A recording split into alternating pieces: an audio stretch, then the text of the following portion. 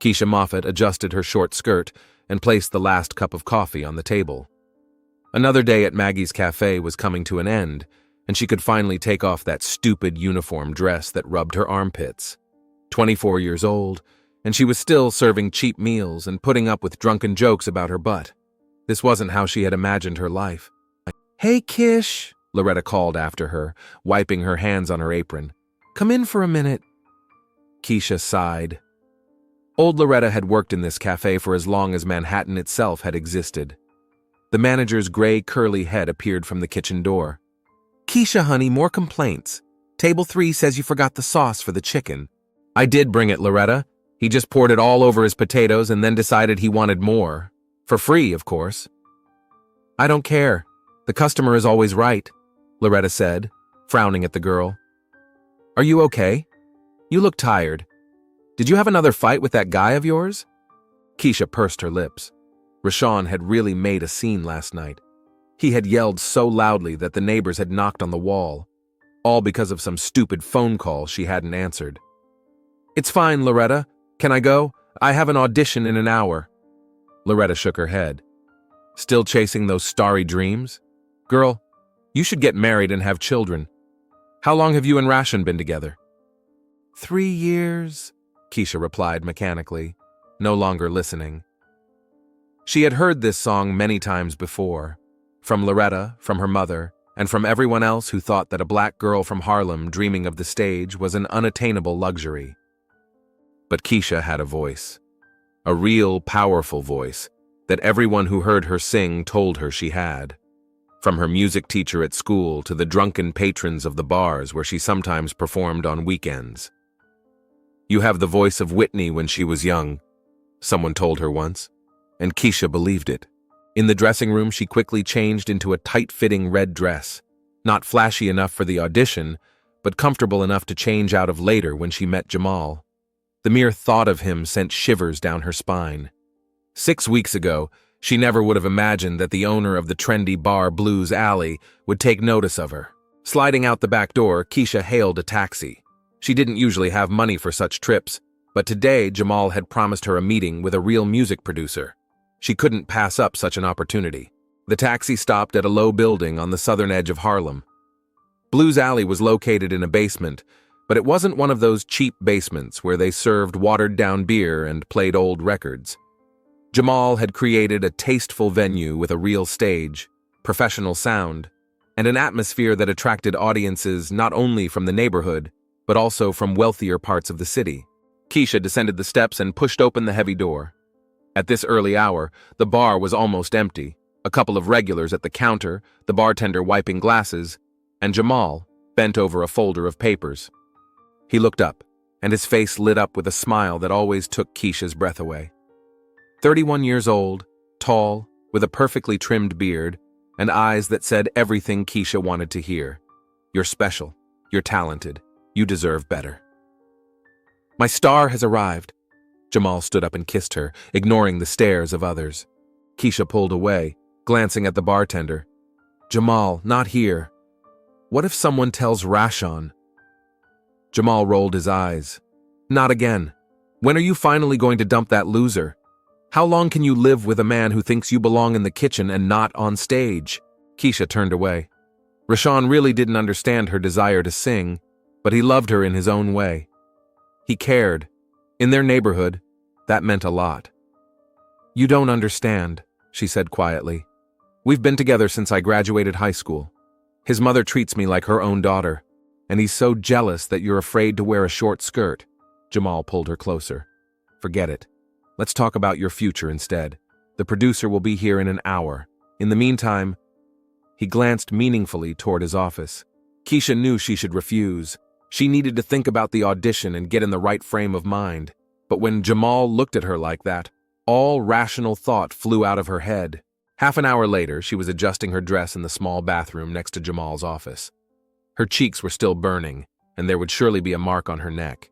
She carefully covered it with her collar. "Keisha?" She turned around.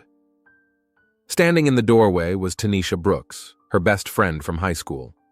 She was the only one of all her friends who had really achieved something. She had graduated from medical college and got a job at a real hospital. And she was the only one who knew about her affair with Jamal. "What are you doing here?" Keisha whispered. "I was looking for you. I called, but you didn't answer." Tanisha frowned. "I saw Rashawn. He went into the jewelry store on 125th. I think he's going to propose to you." Keisha felt the blood drain from her face. "What? No, that can't be. We didn't even talk about that." "Baby, the whole neighborhood knows he's going to marry you. His mother is already bragging about her future grandchildren." Tanisha lowered her voice. "Keisha, you're playing with fire. Remember what Rashan did to that guy who tried to buy you a drink last year? 3 broken ribs. And if he finds out about Jamal..." Keisha knew her friend was right. Rashan wasn't just jealous. His anger was terrifying. She had seen it many times, though his fists had never reached her. Not yet, anyway. "I know what I'm doing," she said, even though she didn't believe it. "Jamal is promising me a real career. I'm meeting with a producer today. He might even get me an audition for a major label." Tanisha shook her head. "And you believe him? Keisha, men like Jamal make promises like they're handing out flyers. You're not the first pretty girl he's led on." "You don't understand." Keisha began to get angry. "There's something real between us. I love him." "What about Rashan?" Keisha turned away. How did she feel about Rashan? He had been part of her life for so long. Her first boyfriend, her first sexual experience, her first shared apartment. He could be gentle when he wasn't jealous. He could make her laugh when she was feeling down. And yet, "I'll decide soon," she finally said. "As soon as I'm sure about Jamal. As soon as I know we have a future." Tanisha hugged her. "Just don't drag it out. Otherwise, it could end very badly." Her friend's words stayed with Keisha all day. Even her meeting with the producer, which went surprisingly well, couldn't completely distract her. He had actually offered to record her demo. "You have a special tone, baby," he said, and Keisha believed that he meant it. When she got home that evening, she found Rashan in the kitchen. He was frying chicken, which was strange in itself. She usually did the cooking. "Hey, baby." He kissed her on the cheek. "How did the audition go?" Keisha leaned against the door frame. Rashawn was handsome, no one could deny that. 27 years old, tall, with the muscular arms of a mechanic and a smile that once made her knees weak. She looked at him and tried to understand why she no longer felt what she used to. "It was okay.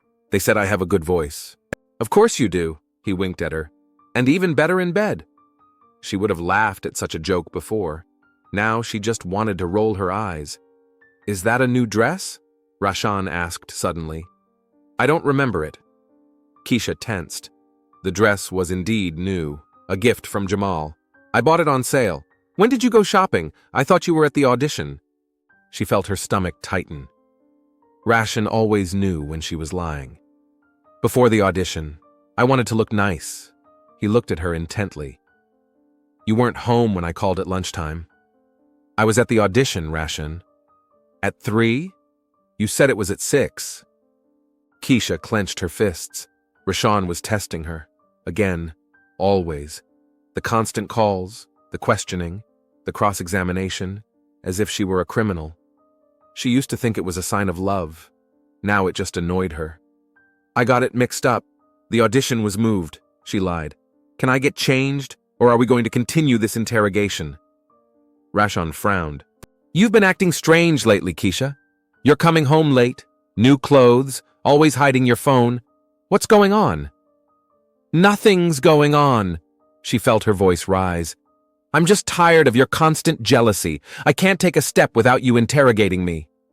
Rashawn slammed down the spatula. "Because you give me a reason to. Do you think I don't see how you've changed? Do you think I'm blind? You're seeing someone, admit it. You're crazy." Keisha grabbed her bag. "I can't listen to this. I'm leaving." "Where?"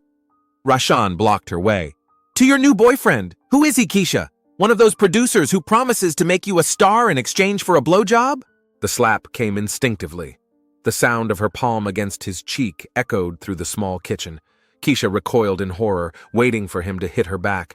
But Rashawn just stood there, staring at her with darkened eyes. "So it's true," he said quietly. "I hoped I was wrong." He turned and walked out of the kitchen. Keisha heard the front door slam. She stood there, trembling all over.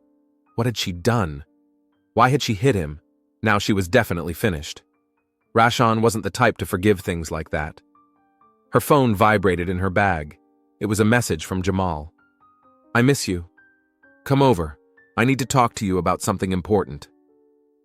Without thinking, Keisha grabbed her jacket and ran out into the street. She couldn't stay in that apartment. She couldn't wait for Rashan to come back. Not today. A taxi took her to Blues Alley in 20 minutes. By that time, the bar was already full of patrons, but Keisha slipped through the back door straight into Jamal's office. He was waiting for her, slumped in a chair with a glass of whiskey. "Have you been crying?" he asked, looking at her intently. "Rashan and I had a fight," Keisha said, sinking onto the couch. "He suspects something." Jamal shook his head. "I told you, baby. You can't sit on two chairs, especially with a psycho like your boyfriend." "He's not always like that," Keisha objected automatically. "Sure he is," Jamal said, coming over and sitting down next to her on the sofa. "Listen, I've been thinking about it. The producer is thrilled with you. He wants to set you up for an audition at a major studio. They're looking for new talent for an R&B project. This is your chance, Keisha." Her heart began to race. "Really? When?" "Next week. But there's one condition." He took her hand. "They don't take girls with baggage. They want a clean slate. No scandalous exes, no drama. They've been burned before." Keisha frowned. "What do you mean?" "I mean, you need to break up with Rashan. Not sometime, but now, today, and move in with me." Keisha felt the room start to spin. "Move in? With you?" "Yes, baby," Jamal smiled. "I've got it all figured out. I have an apartment on the Upper West Side. You'll live there. It's close to the studio. No fast food, no cheap cafes. Just music. Just you and me." Keisha stared at him. "But Rashan, but..." "Forget about Rashan." Jamal squeezed her hand tighter. "He's in the past. You deserve better. You deserve me." Keisha closed her eyes. It was all happening too fast. Moving, a new life, saying goodbye to everything she knew. "I don't know, Jamal." "What don't you know?" He let go of her hand. "Don't you trust me? Or are you still in love with your savage?" "No," she protested hastily. "It's just so unexpected." "Unexpected?" Jamal stood up. "I'm offering you a ticket to a new life, Keisha. You always said you wanted to get out of the ghetto, to become someone. And now that you have the chance, you're having second thoughts? Maybe you don't want to sing as much as you think you do?" "I do." She jumped to her feet. "You know how much music means to me." "Then pack your things and move in with me." Jamal ran his hand down her cheek. "Tomorrow, I'll come pick you up." Keisha took a deep breath, making such a decision in a minute. But what if this was really her chance? What if Jamal was right and she needed to leave the past behind? She looked into his eyes, so confident, so knowing. And then she nodded. "Okay, I'll do it, tomorrow." The morning greeted Keisha with a headache and a sense of guilt. She sat on the edge of her bed, staring at her phone. 4 missed calls from Rashan, 2 from Tanisha. None of them had left a message. How was she going to tell Rashan she was leaving? How could she explain that she didn't love him anymore? 3 years together was no joke. He would be devastated. Keisha took a deep breath and went to take a shower. The hot water helped clear her head a little. Maybe she should wait for the right moment? When Rashan was in a good mood, she could talk to him calmly. But when was Rashan ever calm when he found out something he didn't like? When she got out of the shower, Keisha found 3 new messages. 1 from Jamal. "Waiting for us tonight. Come as soon as you can." 2 from Rashan. "We need to talk," and "I'll be home at 8. Make something special." Keisha groaned. Rashan was clearly planning a romantic evening. How inconvenient. After getting dressed, she called Tanisha. "Finally," her friend's voice sounded worried. "Where have you been?" "I was at Jamal's," Keisha replied quietly. "Tanisha, I don't know what to do. Rashan wants a special dinner tonight." "You're going to break up with him," Tanisha finished. "Keisha, are you sure? He loves you." "I know." Keisha sat down on the bed. "But I don't love him anymore. At least, not like that. Not like Jamal." Tanisha sighed. "You don't know him at all. And Rashan?" "Rashan is suffocating me," Keisha interrupted. All the jealousy, the control, the interrogations.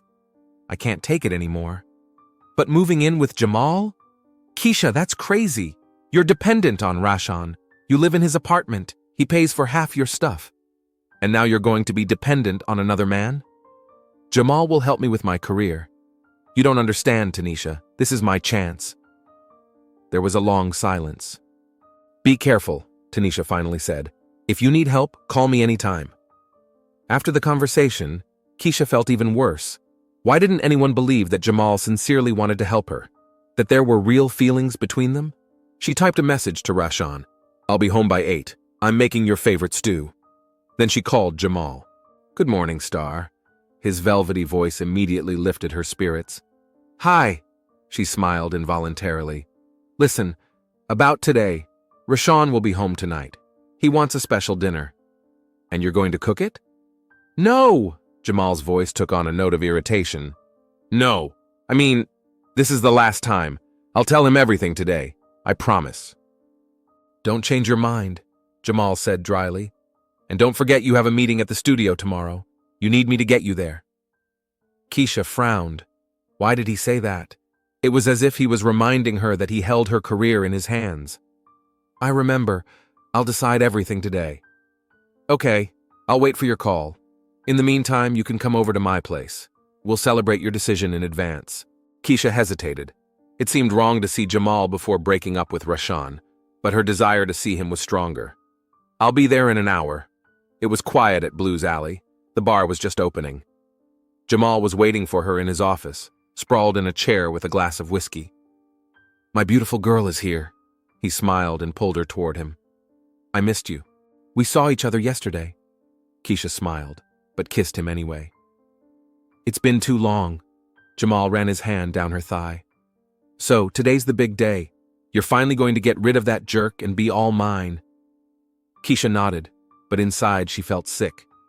For some reason, the word mine didn't sound as romantic as it should have. I'm nervous, she admitted. Rashan, he's not the type to let go easily. Are you afraid he'll get aggressive? Jamal frowned.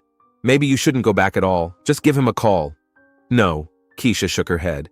He deserves a face-to-face conversation. As you wish, Jamal shrugged. But if anything goes wrong, call me right away. I'll come over. They spent several hours together, making love and discussing the future. Jamal painted a tempting picture, recording an album, performing at his bar, and then maybe a contract with a major label. You're going to be a star, Keisha. I'll make you a star. By evening, she felt more confident. She was making the right choice. Rashan was her past. Jamal was her future. As she left, she noticed a hickey on her neck. Cursing, she pulled her collar up. That was all she needed for a serious conversation. Call me when you're done. Jamal said goodbye. And remember, tomorrow is the studio. When Keisha got home, she found Rashan setting the table, candles, a bottle of wine, even flowers. Her heart sank. There you are, he smiled, but nervously. I was worried. I'm sorry I was late. Keisha couldn't look him in the eye. Shopping and stuff. I see. Rashan nodded at the bags in her hands. Did you buy something special for tonight? Just groceries, she lied. In fact, Jamal had given her a new dress for tomorrow's meeting at the studio. Keisha went into the kitchen, trying to collect her thoughts. How should she start this conversation? Right now or after dinner? Maybe they should eat first, and then… Keisha. Rashan's voice interrupted her thoughts. He was standing in the kitchen doorway with a small box in his hands. I wanted to wait until dessert, but I can't wait any longer. Oh no, not this. Not now.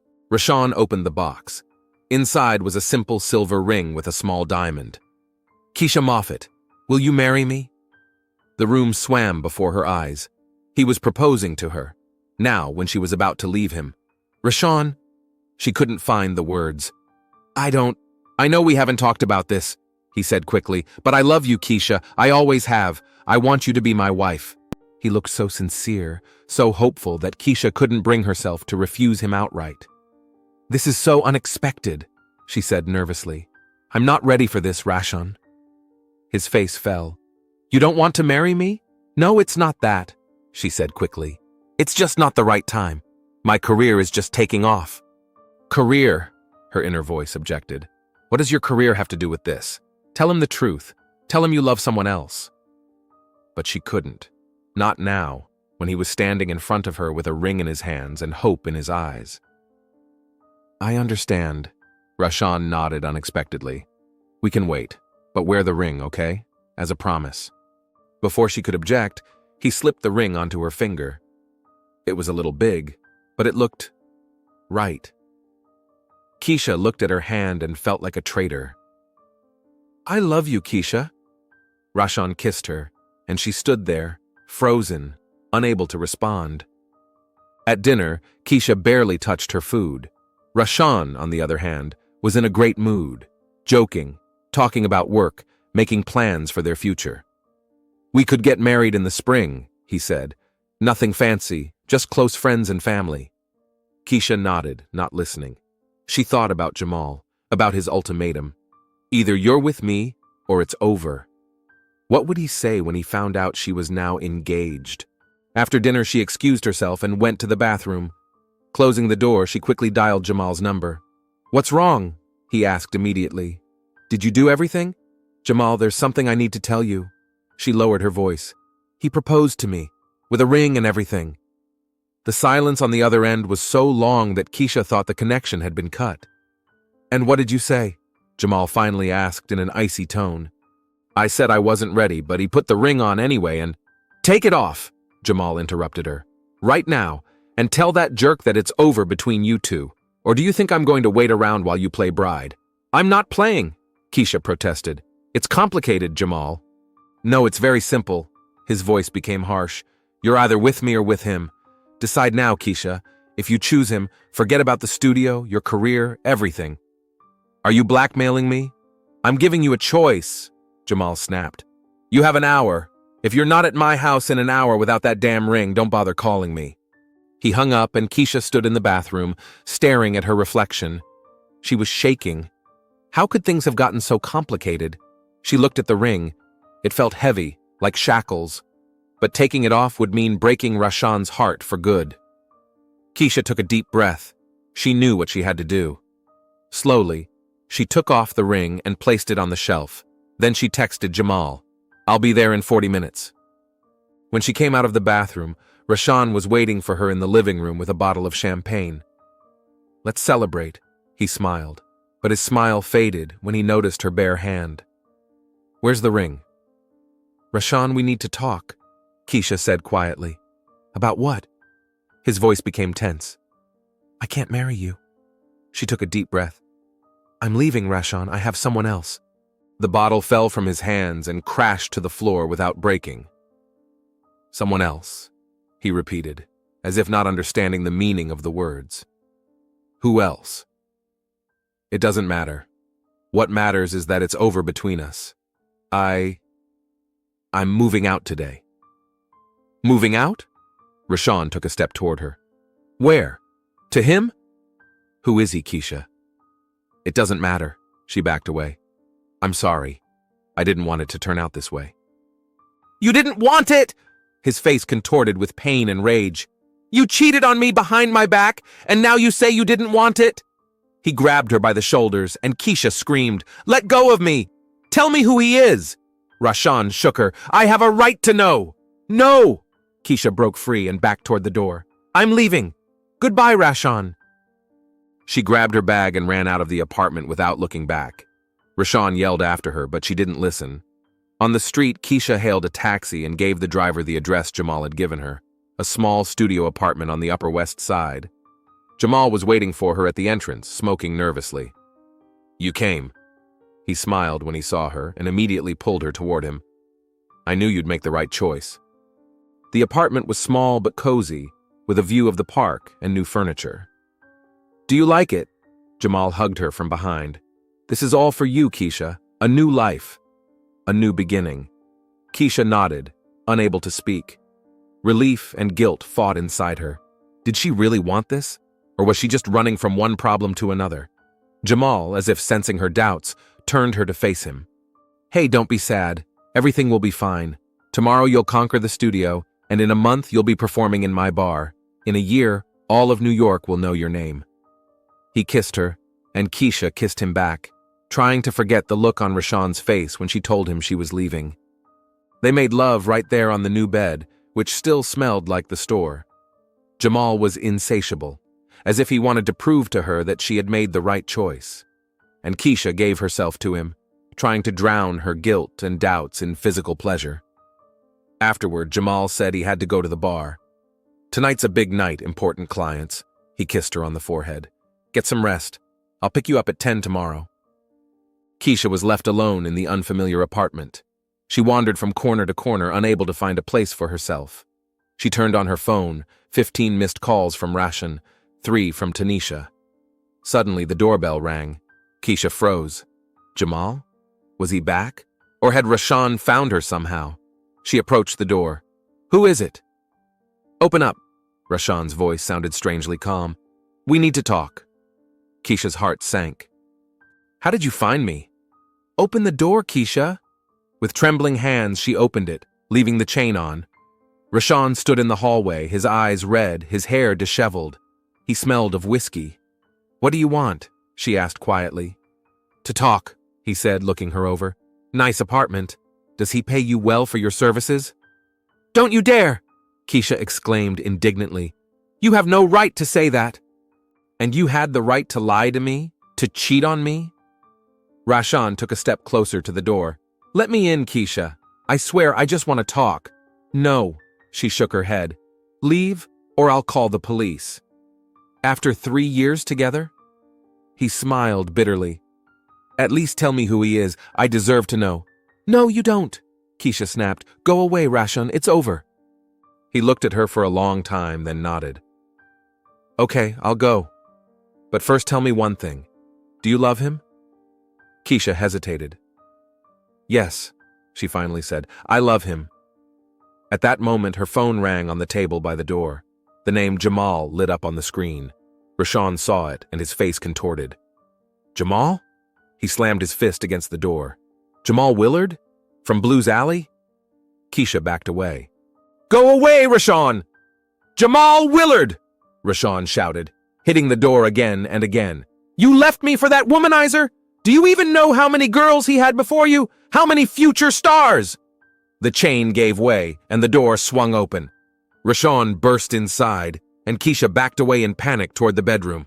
"Get out! I'm calling the police!" "Do whatever you want." Rashan grabbed her phone. "But first, I'm going to have a few words with your Jamal." He answered the call. "Hey, Jamal, this is Rashan Tibbs, Keisha's fiancé, or ex-fiancé. You stole my girl, you bastard." Keisha couldn't hear what Jamal said, but Rashan's face turned to stone. "What?" He listened, then laughed harshly. "You're lying, she wouldn't—" Another pause. Rashan listened, his face darkening with every passing second. "Bitch," he exhaled, looking at Keisha. "He says you've been sleeping together for 2 months, that you came to his place when I was at work. Is that true?" "No," Keisha exclaimed. "We only met 6 weeks ago. He's lying." "And you're not lying?" Rashan stepped closer. "Look me in the eyes and tell me you didn't sleep with him while you were with me." Keisha couldn't. She lowered her gaze, and that was all Rashan needed to hear. "I knew it," he whispered. "All this time, you were cheating on me, laughing behind my back." "It was only a few times." Keisha felt tears running down her cheeks. "I was going to break up with you earlier. I just couldn't find the right moment." "Shut up!" Rashan threw the phone against the wall. "I don't want to hear your lies. You're a whore, Keisha. How could I have loved someone like you?" "Don't you dare call me that." Keisha pushed him in the chest. "This is all your fault. You suffocated me with your jealousy. I couldn't breathe around you." "Because I knew," Rashan growled. "I felt you were cheating on me, and I was right." He took a step toward her, and Keisha backed away toward the bedroom. She needed to calm him down, diffuse the situation somehow. "Rashan, please," she tried to speak calmly. "Let's just part ways peacefully. I've made my choice. Respect it." "Respect?" He laughed bitterly. "You betrayed me and I'm supposed to respect you?" "I loved you," Keisha exclaimed. "I really did. But things have changed. These things happen." She reached out, trying to touch him. "Remember how good we had it? Let's not ruin it with a fight." Let's stay friends." Rashan looked at her hand, and for a moment something like longing flashed in his eyes. But then his gaze fell on her neck, and his expression changed. "What's that?" He reached out and pulled back the collar of her blouse, revealing a dark hickey. "Did he leave his mark on you?" Keisha tried to cover herself, but it was too late. "Rashan, calm down." "I'll kill him," Rashan whispered. "And then you." Keisha backed into the bedroom. She had to do something, calm him down somehow. "Rashan, let's just talk. I made a mistake, I agree, but—" She was interrupted by a message alert on her broken phone. Rashan picked it up and read aloud. "I miss you, baby. Can't wait for tomorrow night. Your Jay." He looked up at Keisha. "How sweet. He misses you already. What do you have planned for tomorrow, huh, Keisha?" She didn't answer, and that seemed to anger him even more. "Answer me when I'm talking to you," he shouted, throwing the phone down again. "Stop it!" Keisha moved closer to him, trying to take his hands. "Rashan, look at me. It's me, Keisha. We loved each other once. Let's not ruin that memory." She pressed herself against him, wrapping her arms around his neck. "Remember our first night? How good we were together? We can say goodbye nicely, like adults." Keisha kissed him, and to her surprise, Rashan kissed her back. His hands squeezed her waist, pulling her closer. He kissed her roughly, almost painfully, but Keisha endured it, hoping it would help diffuse his rage. He pushed her onto the bed and Keisha let him. If the only way to avoid more trouble was to give herself to him one last time, she would do it. Rashan leaned over her, tearing off her clothes. His movements were rough, devoid of his usual tenderness. He took her like an object, like property, reminding her that she once belonged to him. Keisha closed her eyes, trying to shut out what was happening. But at some point, the image of Jamal flashed into her mind, his smile, his touch. "Jamal," she whispered, not realizing she had said it out loud. Rashan froze. "What did you say?" Keisha opened her eyes in horror. Oh God, what had she done? "Nothing, You called me by his name?" Rashan stepped back, looking at her in disbelief. "You called me Jamal?" "No, I didn't." The first blow landed on her cheek. The second hit her stomach. The third was again to her face. Keisha screamed, trying to defend herself with her hands, but Rashan was like a madman. His fists rained down on her again and again, his eyes burning with such fury that Keisha knew he wouldn't stop. "You bitch!" Rashan shouted. "You called me his name, in my bed. You'll pay for this." Keisha writhed, trying to break free, but Rashan was too strong. His hands closed around her neck, and she felt the air being squeezed out of her lungs. "Sean," she croaked. "Please." But there was nothing human in his eyes. Keisha felt her consciousness beginning to slip away.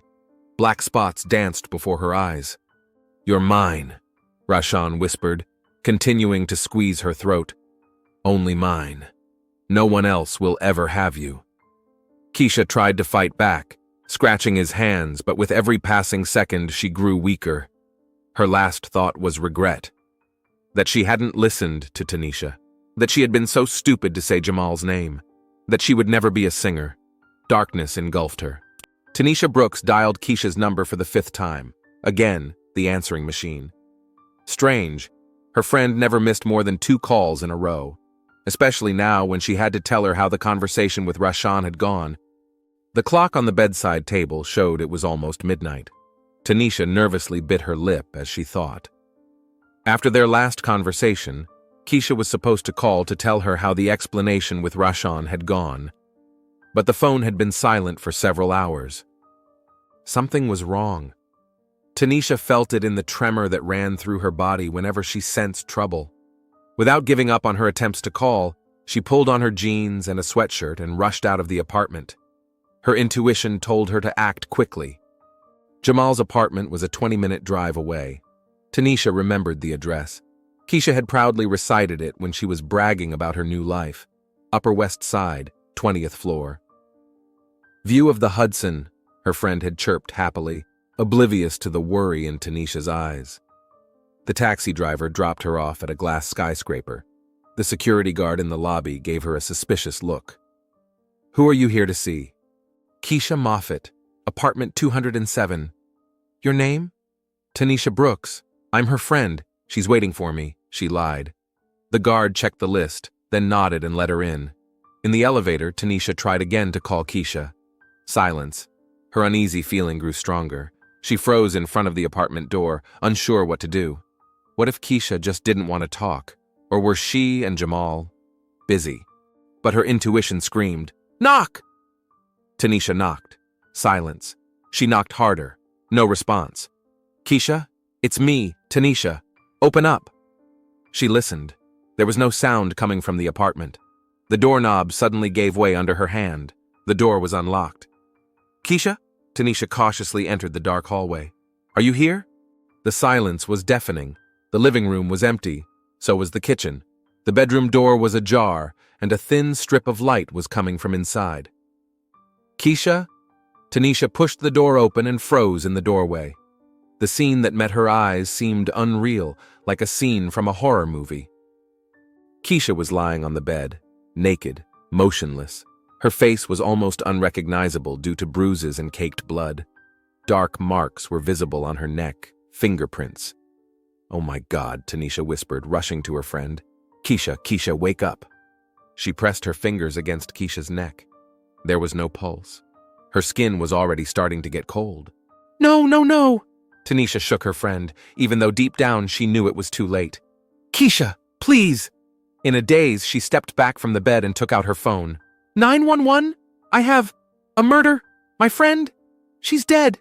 Tanisha's voice was shaking. "Upper West Side, Riverside Drive, 117, apartment 207. Please hurry." Sinking to the floor next to the bed, Tanisha took Keisha's limp hand in hers. Tears streamed down her face, but she didn't notice. She just sat there next to her friend's body, waiting for the police to arrive and thinking about how she could have prevented this. 17 minutes later, the hallway filled with the sound of heavy boots. 4 police officers entered the apartment with their guns drawn. "Police! Hands where we can see them!" Tanisha slowly raised her hands, still holding Keisha's hand. "I called you. She's my friend." The police officers searched the apartment, then lowered their weapons. One of them called on his radio. "Detective Davidson? We have a confirmed murder. Female, approximately 20 to 25 years old. Multiple injuries, possible strangulation." Detective Luther Davidson arrived half an hour later. He was a tall black man in his mid-40s with a rough face and piercing eyes. He nodded briefly to Tanisha as he looked around the room. "Did you find the body?" "Yes," Tanisha sobbed. "She was my best friend." She wasn't answering her phone, so I got worried. Davidson crouched down next to the bed, carefully examining the body. "Signs of a struggle, abrasions on the wrists, bruises on the throat," he said quietly. "The murder happened a few hours ago. From the looks of it, the attacker was acting in a fit of rage." He turned to Tanisha. "Miss Brooks." "Tanisha Brooks." "Miss Brooks, did your friend have a boyfriend? A husband?" "A fiancé," Tanisha swallowed. "Rashawn Tibbs. They'd been together for 3 years. Where is he now?" "I don't know. Keisha was going to break up with him tonight. Tanisha faltered. "She was seeing someone else. Jamal Willard, the owner of Blues Alley." Davidson frowned. "Is that his apartment?" "Yes, he bought it for Keisha. She moved in today." "So she dumped her fiancé and moved in with her lover on the same day?" Davidson looked thoughtful. "And this fiancé knew about the other man?" "I'm not sure." Tanisha held back another flood of tears. "Keisha was supposed to talk to him today." Davidson nodded, making notes. "I'll need to talk to you in more detail. In the meantime, give me Rashawn's address and Jamal's contact information." While the forensic team worked at the crime scene, Davidson looked around the apartment. It was new, barely lived in. On the table in the hallway was a broken phone. On the floor were shards of something glass. In the bedroom, there were signs of a struggle. The bedding was rumpled, with traces of blood and other biological evidence. "It looks like they had sex right before the murder," the expert said quietly as he collected samples. "We'll determine whether it was consensual in the lab." Davidson nodded. The picture was painfully familiar. Another murder motivated by jealousy. A man who had been abandoned couldn't accept his loss. "Put Rashawn Tibbs on the wanted list," he ordered as he left the apartment. "Check all his known addresses. and find me this Jamal Willard. At the station, Davidson questioned Tanisha in more detail. She told him everything. How Keisha had met Jamal 6 weeks ago. How he had promised her a career in music. How their romance had begun. I warned her, Tanisha said, wiping away tears. I told her Jamal was just using her, like he'd used so many others before her. But she wouldn't listen. She said it was her chance to escape poverty.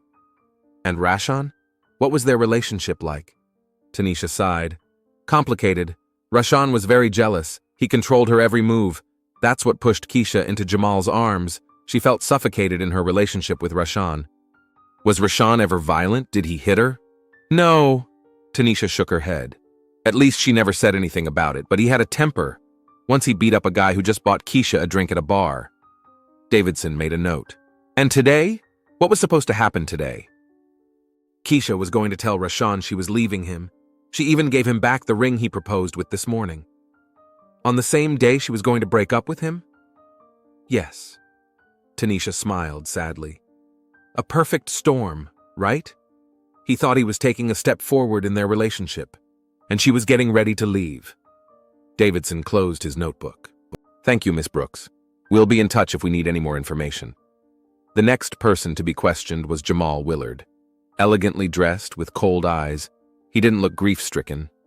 Yes, we were together, he confirmed. Keisha was talented. I helped her with her career. How talented? Davidson looked at him searchingly. In bed or on stage? Jamal pursed his lips. Both. She had an amazing voice, and she was a beautiful woman. Where were you last night between 8 and midnight? At my bar. Ask the staff, they'll confirm it. They will. You seem surprisingly calm for a man whose girlfriend has just been murdered. Jamal shrugged. We'd only been together for 6 weeks. I'm sorry she's dead, of course, but we weren't close enough, Davidson finished for him. Close enough to buy her an apartment, but not close enough to mourn her? The apartment was an investment, Jamal replied coldly. I needed somewhere to put my money. Davidson looked at him with hostility. A typical player. He used a naive girl, promising her the world, and when he got bored, he'd throw her away like a used tissue. Rashan Tibbs. Did you know him? I heard about him from Keisha. She said he was a controlling, jealous guy. Did you ever meet him? No, Jamal replied quickly. Too quickly. Are you sure? Davidson leaned closer. Because we have information that he called you last night.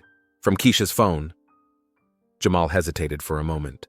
Oh yes, he called. He was furious. He threatened to kill me. He said Keisha was his, not mine. And you didn't think to report that? Threats like that are part of my business, detective. Jealous husbands, boyfriends. I didn't think it was important. Davidson shook his head. A jealous man threatens you on the phone. A few hours later, the woman he was jealous of is found dead. And you don't see a connection? Listen, Jamal leaned back in his chair. I didn't kill Keisha. I have no motive. I have a solid alibi. I wasn't even at the scene of the crime.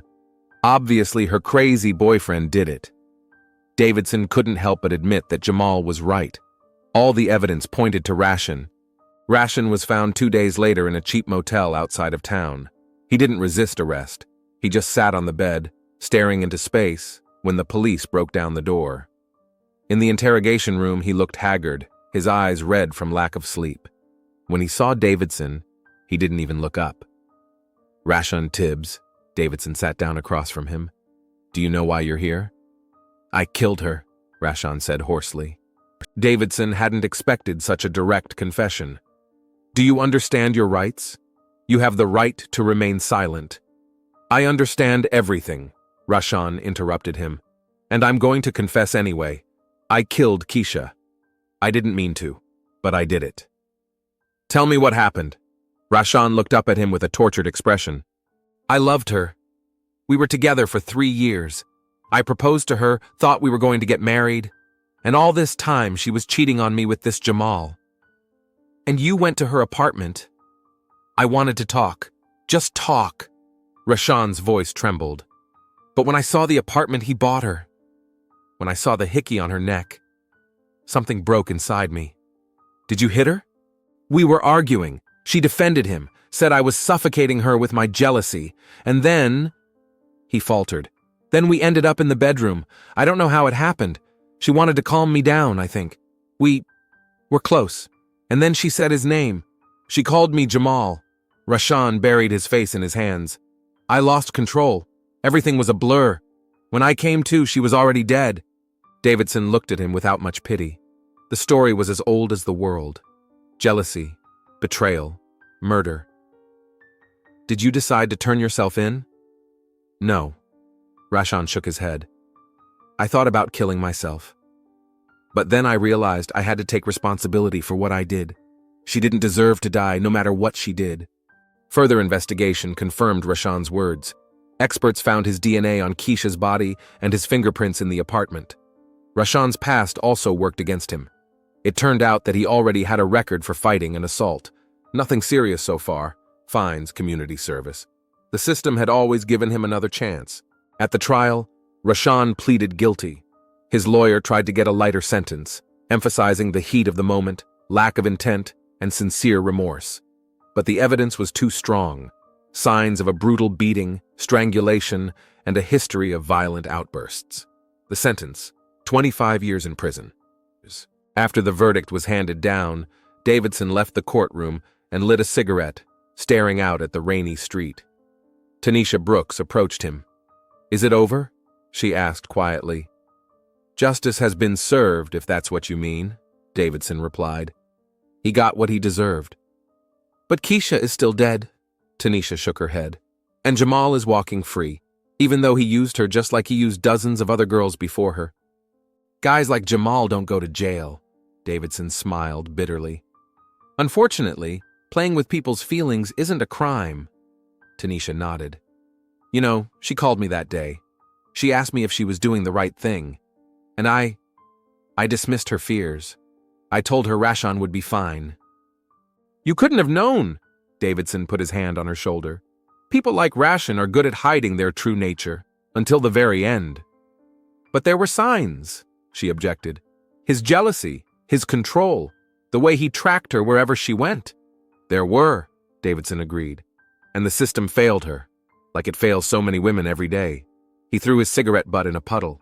"Do you know how many cases like this I've handled in my career? Dozens. And it's always the same story. There were warning signs, but everyone ignored them. And then, murder. And everyone wonders, how could this happen?" "What should we do?" Tanisha asked quietly. "Talk," Davidson replied simply. "Warn people. Don't ignore the warning signs. And maybe one day there will be fewer stories like this." He watched Tanisha walk away and thought about the photo of Kishi from the case file. Young, beautiful, with a dreamy smile. Another victim, another missed opportunity. How many more would there be? Davidson sighed heavily and walked to his car. Tomorrow would bring a new case, and perhaps another Kishi whom the system would not be able to save.